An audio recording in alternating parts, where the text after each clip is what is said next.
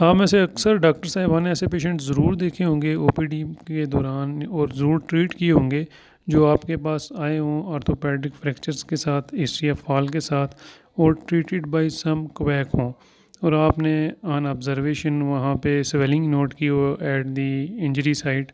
तो आप अपने नोट्स में ये चीज़ें मेंशन कर दें, फिर वो पेशेंट अपनी स्पेशलिटी में रेफ़र होता है और फिर वहाँ जाके उसका वर्कअप होने के बाद कुछ उसकी प्रॉपर ट्रीटमेंट होती है।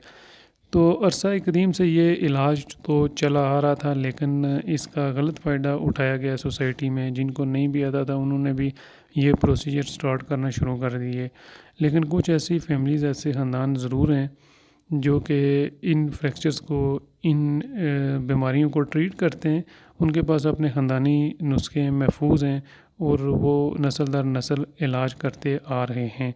लेकिन ऐसा नहीं है कि ये सबके पास है, ये बहुत ही गिने चुने और ना होने के बराबर ऐसे लोग मौजूद हैं। वो भी अब इतना उस इंटरेस्ट के साथ काम नहीं कर रहे क्योंकि लेटेस्ट एडवांसेस आ चुकी हैं मेडिकल फील्ड। मेरे पास भी ओपीडी में एक छोटा बच्चा आया जो कि खुबानी तोड़ते हुए दरख्त से नीचे गिर गया और उसका एंकल जॉइंट डिस्प्लेस हो गया। मेरे पास अब आर्थोपेडिक सर्जन की अवेलेबिलिटी नहीं थी। मैंने उसे रेफ़र किया जो कि 3 से 4 घंटे की मसाफत पे आरएच के उस करदू में ये सर्विसेज अवेलेबल थी। उसकी फैमिली ने मीन टाइम ये डिसीजन लिया कि हमारे पास, हमारे जो गांव मोहल्ले में ये लोग मौजूद हैं, ये काम करते हैं, हम उनके पास जाएंगे और पहले वो प्रोसीजर देखेंगे, उसको सेटिस्फैक्ट्रीली ट्राई करेंगे कि हो जाए। अगर वो उसमें हमें कामयाबी नहीं होती तो फिर हम ये जो है वो टर्शरी केयर हॉस्पिटल वाला ऑप्शन लेंगे, क्योंकि हमारा जो ट्रैवल टाइम है वो काफ़ी ज़्यादा है हॉस्पिटल तक जाने में और इसके दौरान हमें काफ़ी मुश्किलात का सामना करना पड़ेगा। तो फैमिली के डिसीजन के मुताबिक मैंने भी उन्हें एंडोर्स किया, ठीक है जिस तरह आपका अपना डिसीजन है आप उसको कैरी ऑन। तो इस सारे सिनेरियो के मुताबिक फिर हम 15 से 20 किलोमीटर के फासले पे मौजूद विलेज करकूब में मौजूद जामन साहब के पास गए। जामन साहब ने जो ये अमल है, प्रोसीजर है, वो दलाई लामा दौर के तरबियत याफ्ता लोगों से सीखा। वो लोग यहाँ से ले लद्दाख जाते थे और तिब्बत के दलाई लामा लोगों से ये अमल या ये प्रोसीजर सीख के यहाँ आ जाते थे और यहाँ पे आके इंसानियत की खिदमत का सिलसिला जारी रखते थे। वहाँ चल के क्या होता है ये आपको ज़रूर दिखाते हैं और सारी ऑब्ज़र्वेशन आपसे शेयर करते हैं। लेकिन कुछ सीन जो हैं खूबसूरत, वो रास्ते की आप एंजॉय करते चलें हमारे साथ। कुछ ही लम्हों के बाद हम वहाँ पहुँचते हैं और आपको सारी स्टोरी से आगाह करते हैं।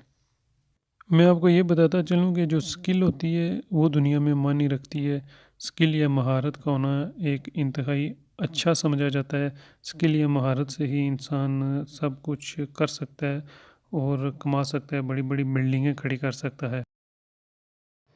तो व्यूअर्स, हमारा सफ़र स्टार्ट हुआ हेडक्वार्टर खपलू से और हमारी मंजिल थी विलेज खरकू, जो कि हेडक्वार्टर खपलू या डिस्ट्रिक्ट खपलू, डिस्ट्रिक्ट गांची की एक सब डिवीज़न का छोटा सा गांव है। वहाँ पे जामन साहब रहते हैं और अपनी रेजिडेंस पे ही ये काम सारे अंजाम देते हैं। मैं आपको ये बताता चलूँ, जो स्किल होती है, जो महारत होती है दुनिया में, उसकी कदर और उसकी कीमत होती है। आप एक स्किल सीख के, आप एक महारत सीख के पूरी फैमिली को अपनी को नोरिश कर सकते हैं, अपनी ज़िंदगी को आगे बढ़ा सकते हैं। आगे हमने डगोनी बलगार वाला एक पुल क्रॉस करना है और उस पुल क्रॉस करने के बाद फिर हम उस विलेज के हदूद में एंटर हो जाएंगे और फिर हम आपको मिलवाएंगे, दिखाएंगे और सिखाएंगे कि कैसे जो है वो डिसलोकेटेड जॉइंट्स को अलाइन किया जाता है।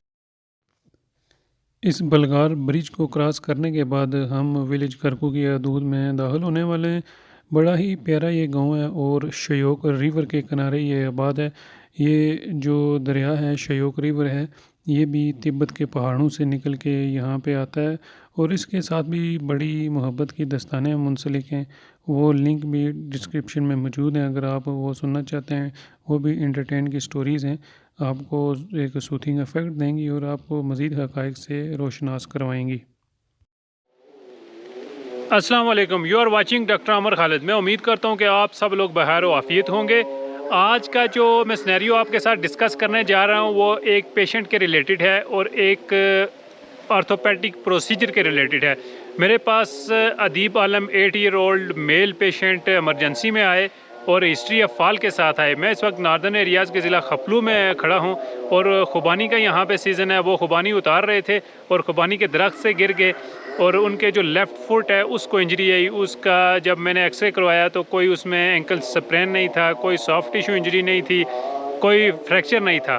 तो एक जो डिसलोकेशन होती है, अब आप लोगों को आइडिया हो गया ही होगा कि वो जो पाँव के मुड़ने से, गिरने से जो फुट में, एंकल जॉइंट में डिसलोकेशन होती है, वो डिसलोकेशन पाई गई। अब मेरे पास ऑर्थोपेडिक सर्जन या जनरल सर्जन की सर्विस नहीं थी। मैंने उसे यहाँ से रेफ़र करना था 3 घंटे की मुसाफत पे RHQ हॉस्पिटल स्कर्दू में, और वहाँ तक जाने में उसे 2 बार जाने थे। फिर उसके पास जो है ऑर्थोपेडिक सर्जन की अवेलेबिलिटी नहीं होनी थी, उसने वहाँ रात को रुकना था, तब दूसरे दिन उसको ऑर्थोपेडिक सर्जन मिलता, या वो फिर प्राइवेट में अपने पैसे खर्च करके ये काम करता। तो दूसरी तरफ मेरे पास एक और ऑप्शन था कि गांव में, मोहल्ले में पुराने लोग जो हड्डी जोड़ का काम कर रहे होते हैं, तो क्या आप उन्हें रेफ़र कर सकते हैं? तो आप रेफ़र नहीं कर सकते। आप प्रॉपरली आप अपना रेफरल बना के देंगे डॉक्यूमेंटेड ऑर्थोपेडिक सर्जन के साथ, और मरीज़ को ये मशवरा दे सकते हैं कि ये सिनेरियो है, लोग ये ऐसा कर रहे हैं, आप देख लो, ये आपका अपना डिसीजन है, आपकी अपनी मर्ज़ी है। तो उसके जो केयर टेकर थे, उसके जो भाई थे, उन्होंने कहा जी कि ये वाकई ये हमारे गांव में इस तरह के बंदे हैं।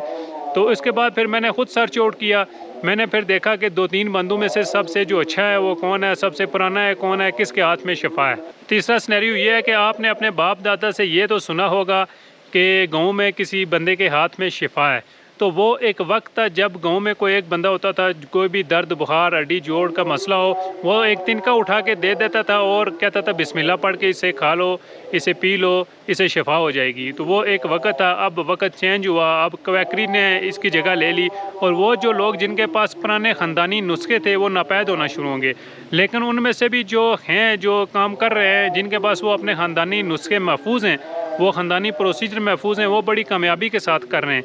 ये शुमाली इलाकाजात का रिमोटेस्ट तरीन एरिया है, तो इसमें जो 80-90% यही तरीका इलाज है उसको प्रेफर किया जाता है, ना कि यहाँ से स्कर्दू, रावलपिंडी, इस्लामाबाद जाया जाए और फिर वहाँ से इलाज करवाया जाए। लोग जाते हैं, सर्विसेज अवेलेबल हैं, ICU से लेके ऑपरेशन से लेके टर्शी के हर तरह की सर्विसेज यहाँ पे अवेलेबल हैं। तो मैंने आज आपको ये दिखाना था, और ये एक लंबा सफ़र हम तय करके आए हैं, आप देख ही रहे होंगे। और ये विलेज है खरकू। यहाँ पे आज हम आपको जो हकीम जामन साहब हैं उनसे मिलवाएंगे, देखेंगे। बेसिकली मैं आपको सिखाऊंगा और ख़ुद भी सीखूंगा कि ये प्रोसीजर कैसे होता है, कैसे आप जो है वो एक छोटी सी मैनिपुलेशन करके एक पेशेंट का जो साइन है वो रिलीफ कर सकते हैं। इस आने से पहले मैंने यहाँ के जो सीनियर मेडिकल ऑफिसर थे, SMO हज़रात थे, उनसे भी मशवरा किया, तो उन्होंने भी काफ़ी डायरेक्शन दी कि ये हम भी पेशेंट इस तरह ऑफ डॉक्यूमेंटेड अनडॉक्यूमेंटेड रेफ़र करते हैं ताकि किसी का भला हो जाए, कोई यहाँ का गरीब मरीज़ ज़्यादा सफ़र ना करे। अदीब के चलने के अंदाज से, इसके गेट से आपको पता लग गया होगा कि ये एक एबनॉर्मल सा सिनेरियो चल रहा है। तो अब हम जो जामन साहब के घर को अप्रोच कर रहे हैं, तंग गलियों से गुज़र के उनके घर की तरफ जा रहे हैं। ये यहाँ पे एक मस्जिद है इस महल्ले की, और ये मुतवली लोग आज सफाई सुथराई का दिन मना रहे हैं और मस्जिद को साफ़ कर रहे हैं। हमने अदीब को उठाया हुआ है। रास्ते में हमें मुख्तलिफ़ लोग मिले जो इसी तरह की सिचुएशन के साथ जामन साहब के घर की तरफ जा रहे थे, और ये एक भाई मिले जिन्होंने हमें रास्ते में खुबानी पेश की। खुबानी का सीज़न है यहाँ पे, और मीठी खुबानी थी जो हमने उनकी खुशी से खाई और उनका शुक्रिया अदा किया। अब हम उनके घर की तरफ जा रहे हैं। घर जो है वो गाँव के अंदर वाक़ है, और गाँव पुराना ट्रेडिशनल एक अपना टच बता रहा है, अपना चेहरा दिखा रहा है। और यहाँ पर दाएं बाएं आप जितने ये दरख्त देख रहे हैं, ये सारे खुबानी के दरख्त हैं, और खुशी के साथ लोग यहाँ पे अपनी ज़िंदगी गुजार रहे हैं। तो अब हम उनके घर पहुँच चुके हैं, और वो खामोशी से अपना प्रोसीजर स्टार्ट कर रहे हैं। आप बिल्कुल गौर से, खामोशी से, आराम से देखें, ऑब्ज़र्व करें और सीखें, और इसको अपने जहन में महफूज करें कि ये क्या हो रहा है प्रोसीजर। Thank you.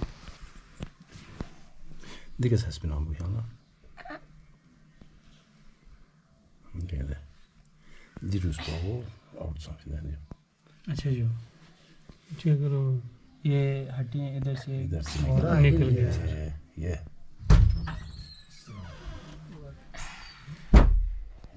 जगह ये है सर, ये जगह है। हाँ बिल्कुल, पॉइंट आपने सही है। ये जगह हमारा तो बेसिक है, हम तो ये देखा है, हमारा भी गांव में बचपन में इस तरह हो गया। चामीन है। पट्टी चिल बिना शाम दिन पट्टी किलशाम भिंदा यहाँ से हमारे ये लोग खेलवा जानते हैं क्वालिटी तो कौन machine instances courses скорее ando de ina utsan se no chimo so se beden ilias don tone con chigi oheson su de sketching साफ सोन पर रसूली नहीं आजू cha do ina majitino keredo chemena apo desis khamatan se खसूसी ने का vote 500 से 6-7 महीना ही है अच्छा इसमें क्या दवाई है इस चीज़ में इसमें वो खुबानी पे निकलते हैं अच्छा अच्छा हमारे जबान में कहते हैं इसके वो थांचू थैंक यू तो बल्टी जबान सिखाओ ना हाँ बस थोड़ा थोड़ा ये शहर में जो ठंडे के लिए इस्तेमाल करते हैं ना शरबत बना के पिलाते हैं हाँ तो भी हमें तो बेदा है पेंडियो ग्रामीण में जो अच्छा कुछ मेडल सा मेडल यो ग्रामीण 이치려 봐 보인 벌고 कोचुली का नचोर फिर सुन लीजिए काम ही बस गरी सोच यूबस इन्या नाम 봐 보인 벌에 हॉस्पिटल 운다 봐 보인 봐 कोता खास माफ्ता जो दाई का सोच बराए तुम बजमाई सोई क्या बारा नहीं ले बेटा बारी का रो ना बारी या प्रोब्ला आमा ख्याल नहीं सो फोन करी फोन या चैंपियन बादशाह 네, 스카토고스 먹고스. 집에 왔어. 아, 야. बस हो गया 참. बादशाह में ये सोच को मास क्या ले वो बस हो गया बेटा अलगोस भी है ना अलगोस बस बादशाह भिंदा ये चैंपियन ले वो ताजुस क्वेंटा बिस्मिल्लाह टाक टाक भिंदो पक्का बेच गिरी काम या माल में मिलो को बेच पाना आज का अर्थ से अच्छे चलो चले चल रहा ये चाय पिए सर सर जाई पहीचा पियो चाय ये स्पेशल यहाँ का स्पेशल आप पियो ना मैं भी तो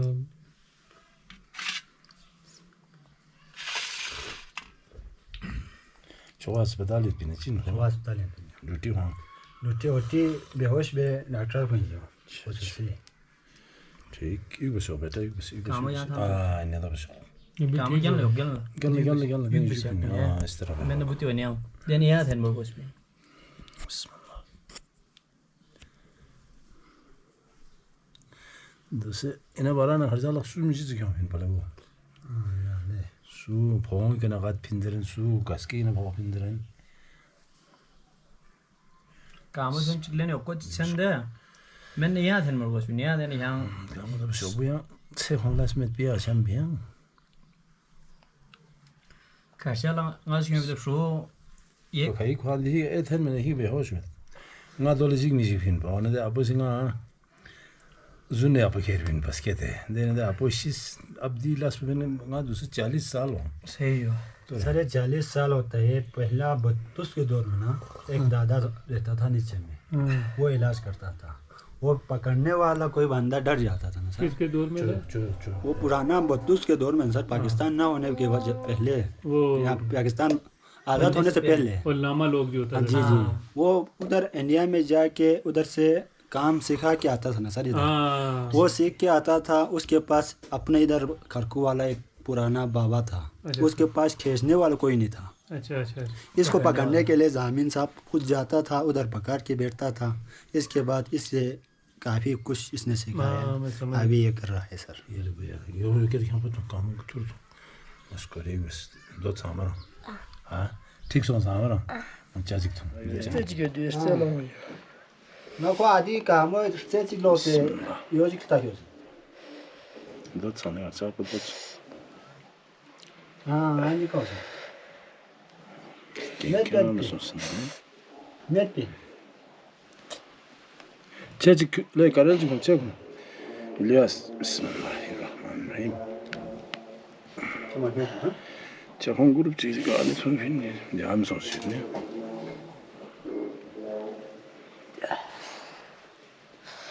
양식 동네.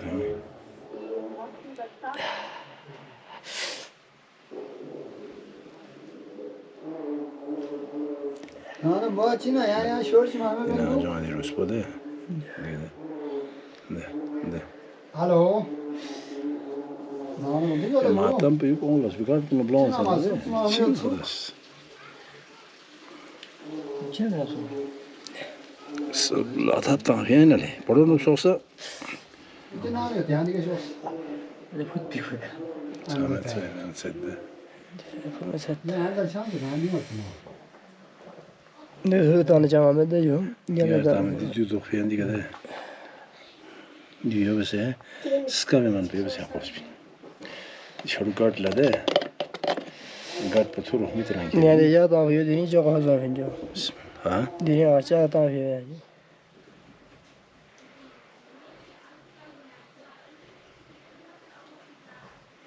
Mesela zamanı का बाल फुटबॉल खेलते वक्त फुटबॉल खेलते टक्कर हो गया था इसलिए तो अब गिरा या गिर के ये हुआ गिर नहीं वैसे टक्कर लग गई टक्कर तो अभी किस गांव इधर गांव से आ गया बलगार से बलगार से